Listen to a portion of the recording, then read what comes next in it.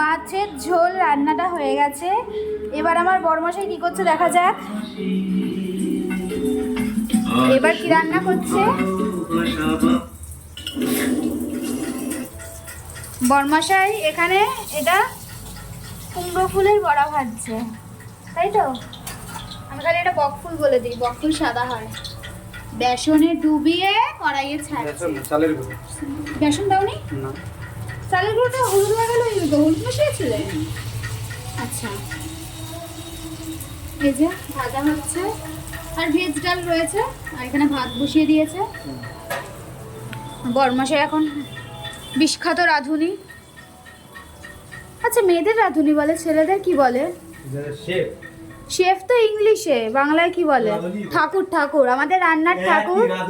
না, আমাদের রান্নার ঠাকুর রান্না করছে। তাও আবার গান শুনতে শুনতে। এখানে গানটা চালিয়ে দিই, গানটা চলুক।